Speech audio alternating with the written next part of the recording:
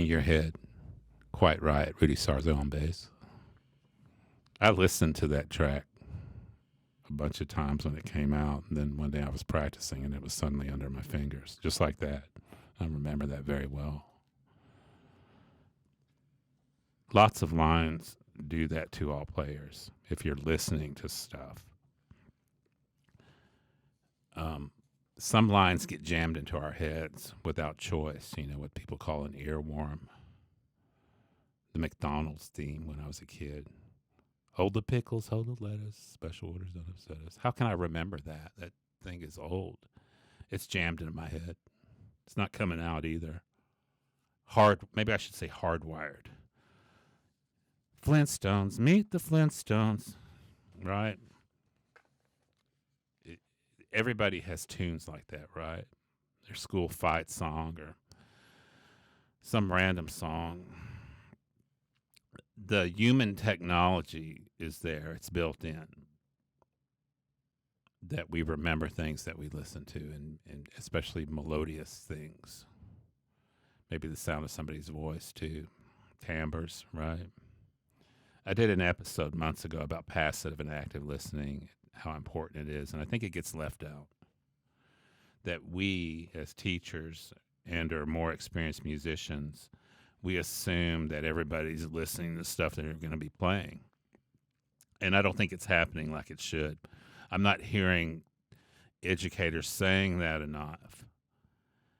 And I'm not hearing it out of my students playing when they're playing things that I've put tracks up for. And like I've mentioned, the technology is there. This isn't like in 1989 where I had to go and search out a CD or a cassette at a Blockbuster Music or at Hastings Music in the mall or something and hope that they had that or wait for them to order it.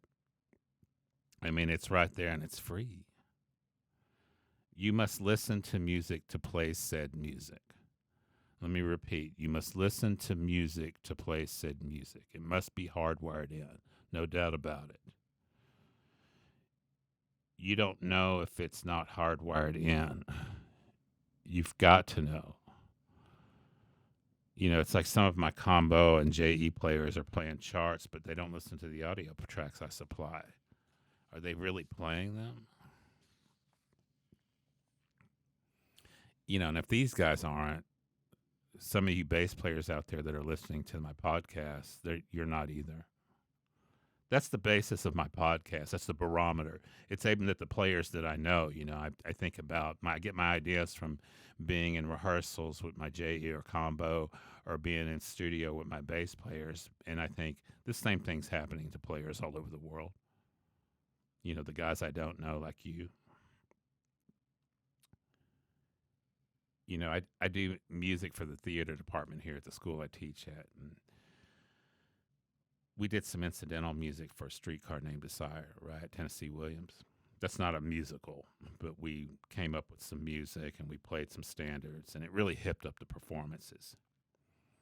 If you've not seen it, it's your typical theater performance, a lot of drama, no music, but we added music to the scenes. And I'm watching this young guy playing Stanley Kowalski, the lead in there. And he was doing it, man. And I talked to him after one of the performances, and he told me how he had watched the movie version with Brando. And he said, I don't look like him, but I want to absorb as much of his performance as I can. He wanted to absorb as much of Brando's performance so that he could improve on his own. I, Phil, want to absorb as much Paul Chambers so I can improve on my own bass line construction and solos. I see players learning sonatas, arias, art songs, jazz tunes, but they haven't listened to it. They're just going off a sheet. But you have to remember, and I don't hear that enough around here, the lead sheet or score or a piece of music, it's just a point of reference. That's it. It doesn't say anything. No sounds come out of it. If you're talking about a fake book lead sheet, there's no articulations, no dynamic markings. That's it. You're just getting the notes, and I hear players play off that have never heard a seminal recording, or what I call a recording of reference. And they're playing it, but they're not really playing it. They're just playing all the right notes. If you're learning Handel's Sonata in C minor, that's basic double bass rep. If you're learning Stevie Ray Vaughan's Pride and Joy, or if you're learning Miles Davis's So What, you must listen and absorb the seminal recording to understand what's happening. The recording of origin, that thing I played at the top, Rudy Sarzo's line from Quiet Riot, Mental Health from 1983. I went back and listened to it and pulled off the rest of the line. We were talking about that in my last podcast, lines, that's what we do as musicians, and especially as bass players. I got to listen to Stevie Ray Vaughan's Texas Flood to figure out Tommy Shannon's bass playing. I've got to listen to Miles Davis's Kinda Blue to figure out Paul Chambers' bass playing. What is he doing? What is this supposed to sound like? You must go to the source. Something like a surfer or something would say, but I mean it.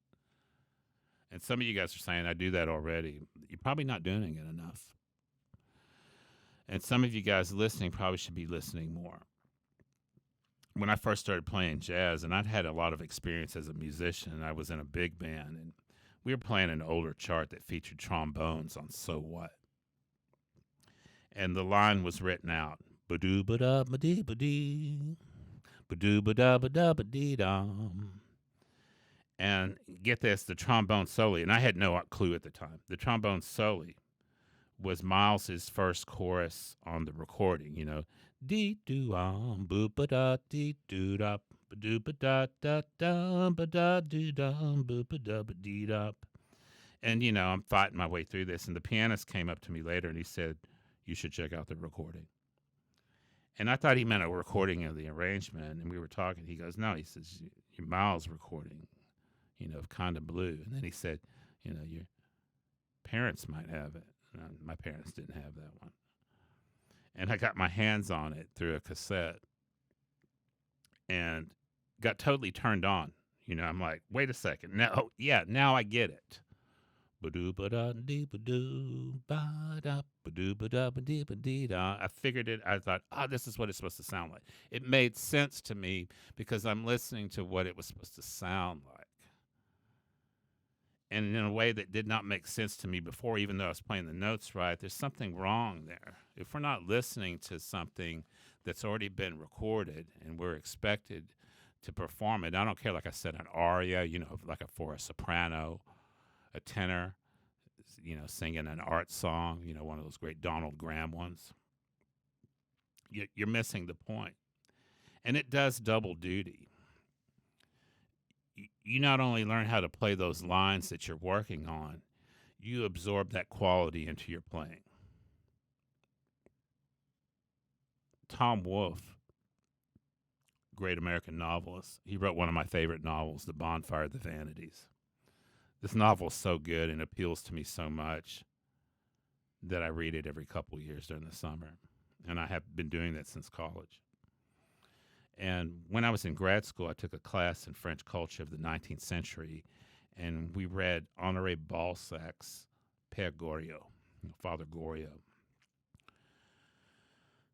a novel that takes place mid-19th century Paris.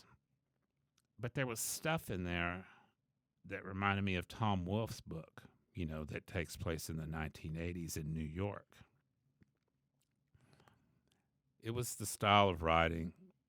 It was the way that he peered into people's souls and kind of in a tongue-in-cheek way made fun of them. Made fun of their vanities, right? And I mentioned it to the professor, and he was like, duh, Balzac is an influence of Wolfe. That's a known fact. That's common knowledge. And think about it. So Wolfe absorbed Balzac, right? The kid playing the lead in Streetcar Named Desire absorbed Brando. You have to do that too. We have to do that as musicians. We've got to be listening to musicians of quality to understand the music. I don't care what style that you're listening to. Having a playlist of stuff, that's what I do. That might work for you too. I have a playlist of my classical stuff. I have a playlist of my rock stuff. And I put it on and I play along with it and I listen to it. It's like the melody. Some bass players don't see the importance of learning the melody of a tune. It's important. It will influence your lines. Even if you can't play it, you should be able to sing it. Bass players don't see the importance of learning the lyrics. Okay, think about that. How can you play a song if you don't know what the song is about? You're just pretending to know, and that stuff is obvious. You're not really understanding it right. More listening. Next time, I'll talk to you. If you have questions or comments, email me at phil@basscase.co. Next time.